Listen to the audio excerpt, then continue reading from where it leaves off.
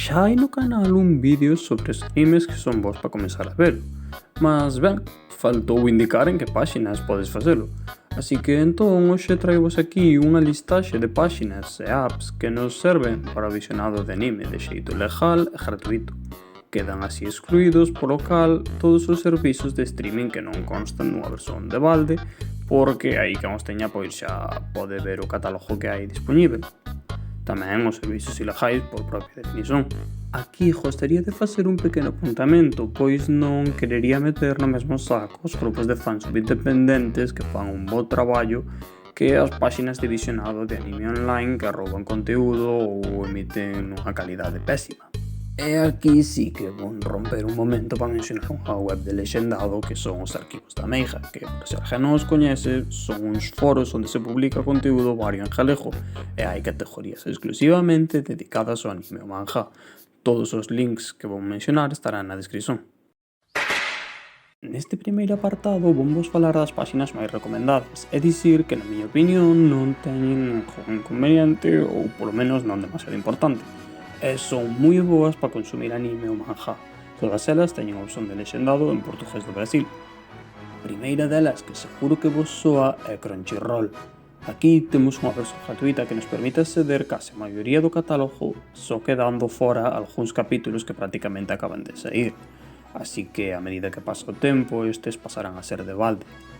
Os capítulos en Crunchyroll teñen 3 paróns para anuncios de aproximadamente un minuto, despois do opening, na transición típica no medio dos capítulos e no ending. Unha moi parecida a esta é Anime Planet, que penso que é máis orientativa, mas pese a iso ten uns tempos de carga maiores. Co de ser máis orientativa quero dicir que ves máis claro cales son as secuelas, precuelas, spin-offs e todo o que pode ter unha saga en concreto.